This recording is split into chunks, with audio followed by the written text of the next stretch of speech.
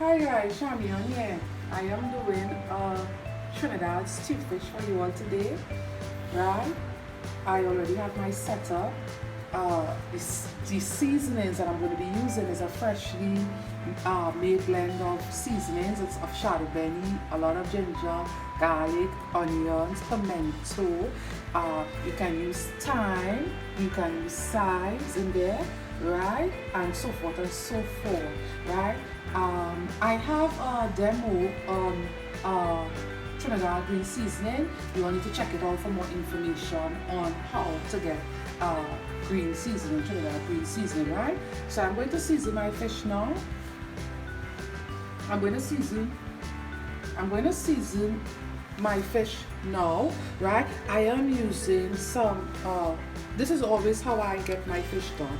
So I'm using some freshly filleted croaker or butterfish fillet, right? We went to the fishmonger. I asked them to just fillet my fish all the time, and this is how I do my fish. I don't like it.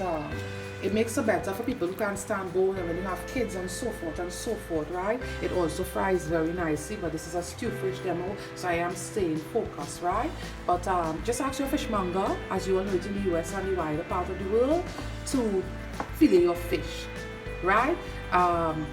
For my Trinidadians, my fellow Trinidadians, ask your fisherman to fillet your fish, right? I always have to cover all my bases because when you are on YouTube, you are no longer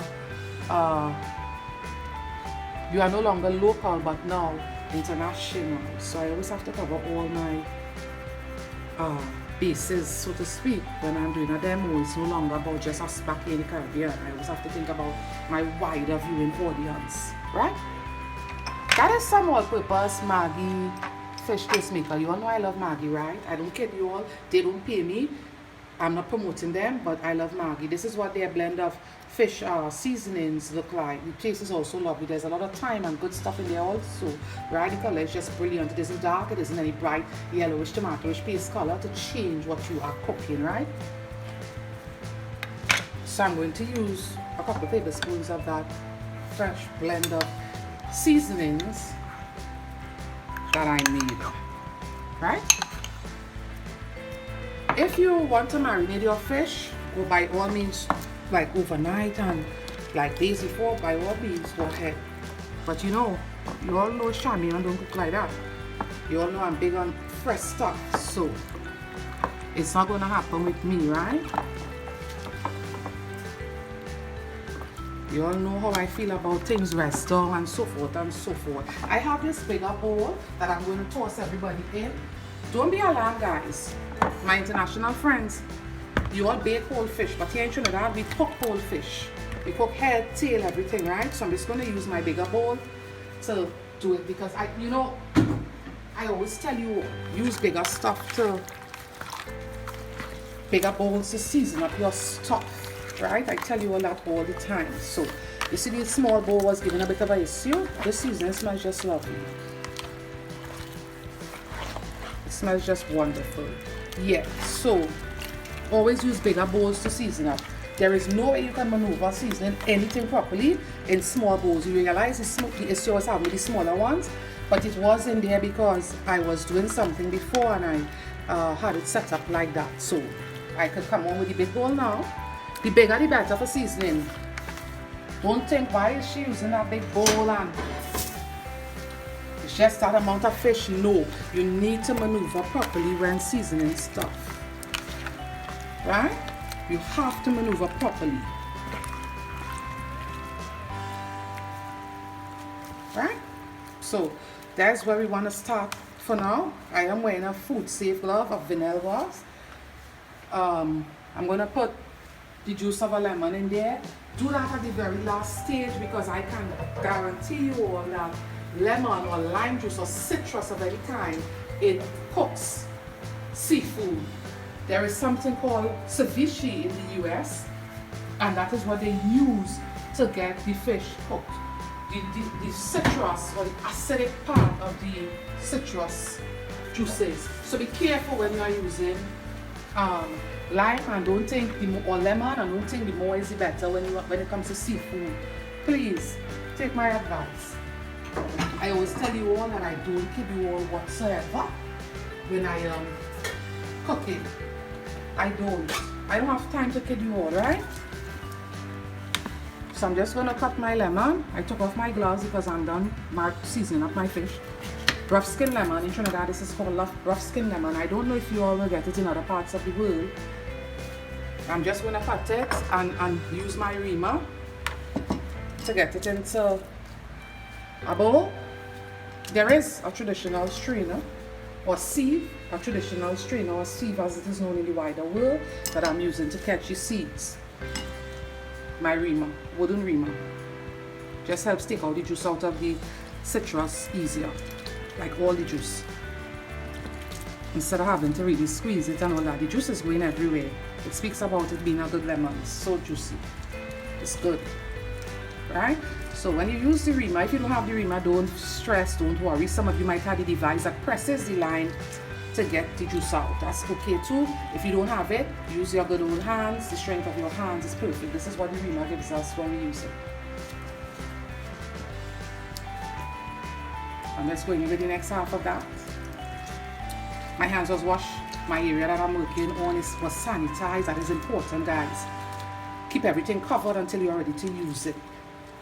In some other demos, I spoke about me using the conditioning caps, the new ones, to cover all my thing. It's always the perfect size, right? So there is pieces of the lemon skin in there. I'm just going to take out that piece of pulp. There's a little tiny bit of the lemon skin in there. It's okay. It's not the end of the world, right? I'm going straight into doing that fish demo.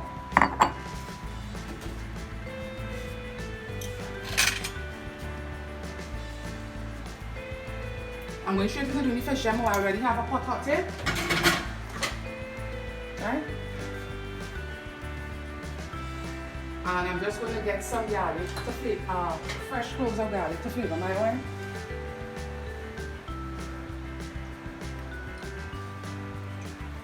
Right? I'm using this big pot because I don't want my fish and them being like literally squashed together in a small pot. So this pot is perfect for this fillet. Remember, I'm not using slices, right? I'm using fillet. So this is how I start my fish here all the time, by burning some garlic to release that nice local flavor, right? And also I don't take it out. If you have fresh bay leaf, local bay leaf, or bay leaf of any kind, depending on the part of the world that you are in, use your bay leaf to suit, right?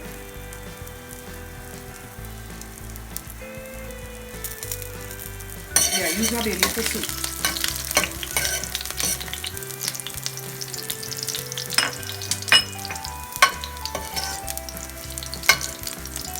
You just need to get some color. It's already smelling lovely. Local bay leaf have this really intense flavor. I don't let my own dry to use it. I use it as I get it off the tree. You start doing it, you will see why I use it that way. It doesn't necessarily have to get dry for me to use it, right? I use it, as I said, straight off the tree. The flavor is so much more intense and nicer when it's green and fresh. Right? I don't want to get them too dark though.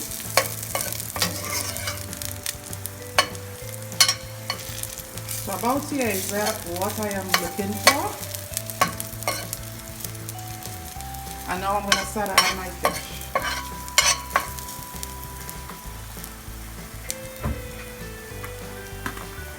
So I'm just going to start adding the fish, skin down. Be careful with flapper, don't have kids in the kitchen. And if someone in the kitchen with cheese, just let them know beforehand that you're resting down with the flapper, a bit hot oil. Right?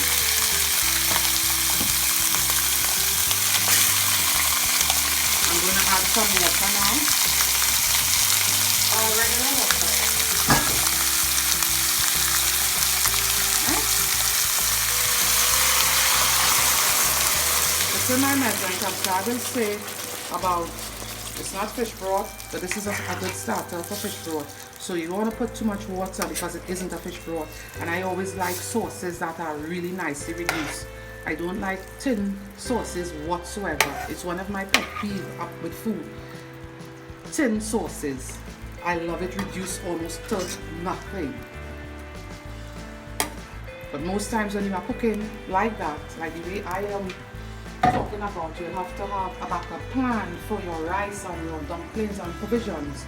Because remember, if you are doing it that way, you will need to have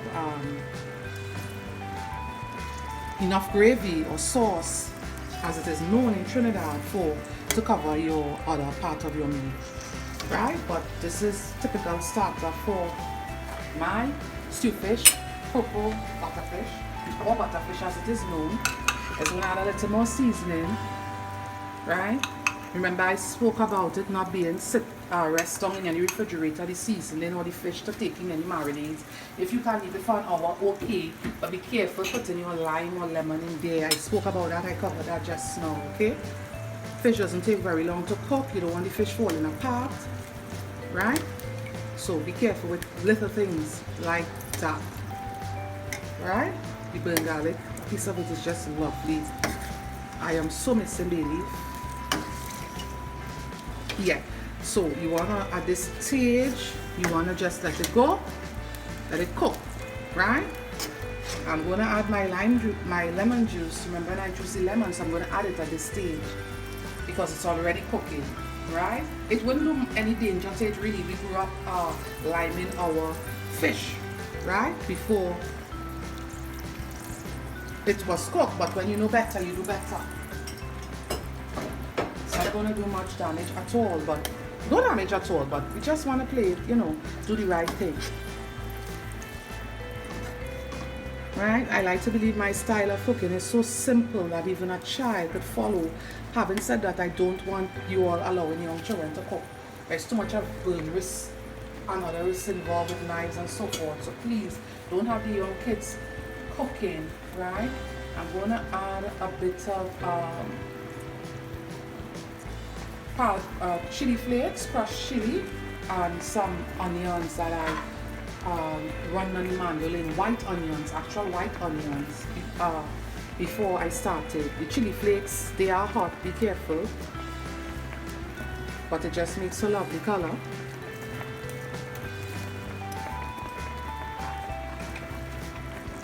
Right, I'm going to add some capers. I love capers in stew fish, but I want to say be careful using capers and salt.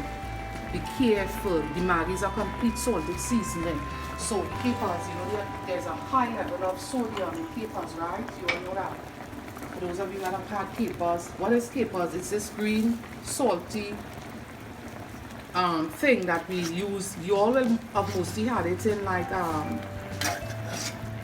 pastels, but I don't only use it in pastel. I use it in so much more in my pastas and so forth, and it's just brilliant in stew fish. Right, so this is what the capers looks like. Just gonna add a bit of it in there.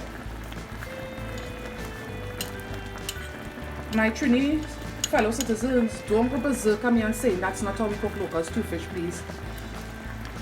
Some people add okras, I don't. I don't like stew fish with okras, so I'm adding capers.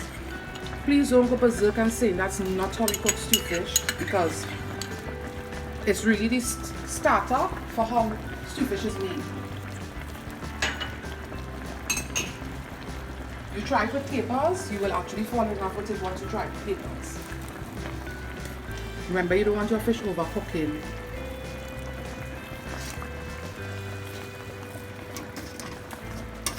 So how comfortable they are sitting in the pan, they are not squashed up together, and you're turning it also. When you stir fish, you break it up. So you don't want to stir your pot like vigorously like that. You just want to give a little mild thing like that, right? Don't go stirring your fish, it's going to mash up, right? When you are checking it out, pick it up like this very gently, rest it back down. Don't go stirring your fish. And I don't add tomato ketchup in my fish whatsoever. I don't add those things. I don't use the local cooking butter brands in my fish either. I'm not going to call any brand. You all know the brands that we have here locally. Right? But for those of you that might want to add okra in here, cut off the top and the bottom of the okra and add it in here. right? And I will be adding fresh tomatoes at the end, like about 40 seconds before it come off. Why at the end? I don't want it to overcook. I like my stuff to maintain its texture. I'm going to add a little bit of sea salt because I did taste it and it isn't by any chance salty. However, be careful when you're using salt. And adding just a little bit of coarse sea salt.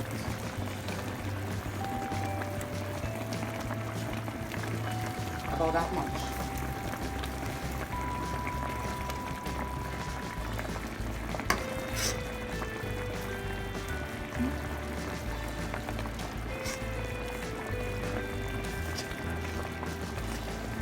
Alright, so you'll see how it's going. Certain parts of the fish is already cooked because you are seeing that it's changing in texture in the top.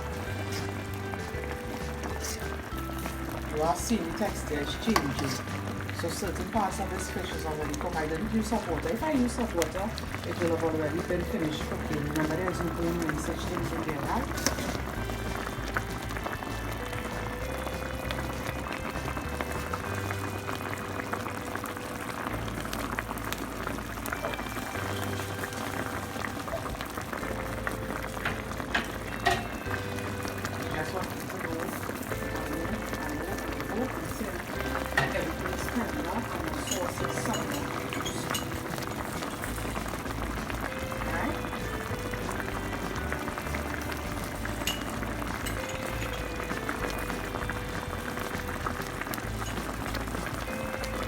So it's that easy, guys. It's that easy to get stewed fish. No intimidation. Fresh fish. You can also use frozen fish in here if that's all you can get. I happen to love tilapia. I use the fillets all the time. It's just as good, right? It makes also that tilapia fillet also makes brilliant stewed fish. Right? So this is where we are.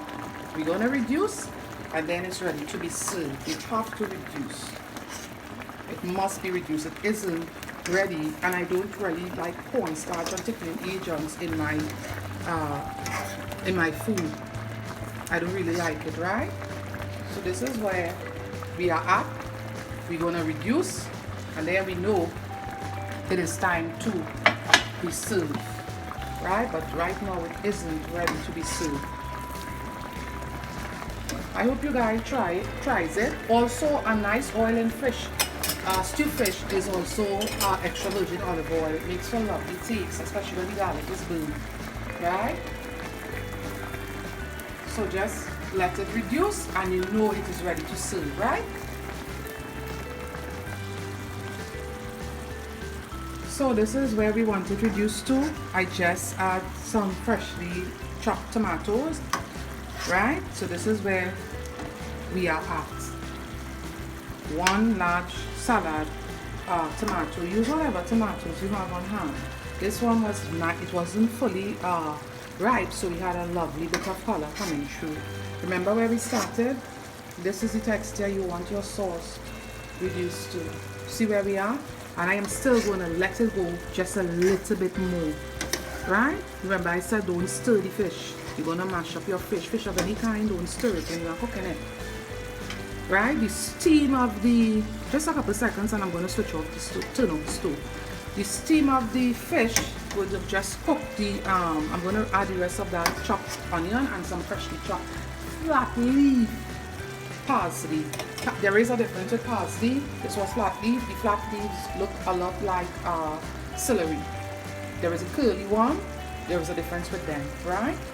So if you ever hear me say that to any person that's cooking, they are referring to the parsley that looks a lot like celery when they say flat leaf, right? So I'm going to add all of this. Remember I said I will use fresh stuff, so this onion was just freshly done, right? And I'm going to put my parsley down. At this stage, I'm going to switch off my stove. My sauce is brilliantly reduced, right? Like brilliantly reduced. This went by in about 12 minutes. I kid you not, flat, start to finish, right? Remember how I told you all that we want to treat with the fish when we cook it. We don't want to stir up anybody or anything like that, right? We just want to kind of gently move it around. It is fish, it is quite delicate, more so when it's cooked, right? I have some pimentos that I just rough chopped, like in about 1/2 and 4s, section them, 1/2 and 1/4, and yeah, the scent is just amazing. I kid you not, the scent is just amazing. You are getting the scent. You know, there is a distinct scent that comes from burnt garlic. It's coming right through. Right? So guys, from start to finish, Trinidad and Tobago stew fish. There is the capers in there. The tomato kind of took over the pot, but it looks just lovely. Here is the capers, a few of them, right? It looks just lovely. So this is stew fish, right? This is how it's done. Don't overcook it. Don't stir it too much. Add a medley of colorful herbs and your tomato. Use colored red pimentos, or the ones that you get mixed with the both colors coming through. And that's that. So there it is from start to finish. Trinidad and Tobago stew fish. It can be served with you saw the tomato maintains its texture and everything, right? That's why I don't like to add it beforehand. Only be cooked about 20 seconds before the stove is turned off, or 30, 40 maximum 40. Don't go thinger than that, right? So you see how everything maintains its texture. I'm gonna do a close-up of that fish we want to see the texture of it, right? It is still whole. The fish is still whole. I'm gonna get something that I use. It's spatula. When I'm serving it also, invest in your tools. It's gonna be important, right? So I'm gonna show you all that fish maintain its form. Here's a slice of that fish. It maintains its whole form. That is not bone you are seeing, that's just the onion slices. It maintains its texture, its form, its everything. Right? That's why I said don't overcook it and don't stir it. I show you all how to turn to get it, but without stirring it, right? This is what you want to use to serve fish or something very close to it. You want to use a spoon, it's going to fall apart, so your tools is very important. Right? So guys, here you have it from start to finish. Me cooking stew fish from that and Tobago stew fish. Guys, as always, it was my pleasure. For those of you that want to see me do stuff, different things that you might be interested in and somewhat intimidated or unawares of as to where to start with it, comment below. And I will answer I will reply in a timely manner. The full business is on YouTube, of course, under the name Food by Shamion. It's on Facebook under the name Food by Shamion. We are on Instagram under the name Food by Shamion. There's also an email account under the name foodbyshamyon@gmail.com. Right? So here we have it, guys, from start to finish. I just take this time to thank you all for watching my videos. Thanks for the love, all the support. It means more than you will ever know. And definitely I will be with you guys in the form of a next demo or video pretty soon. Until then, keep good. Bye.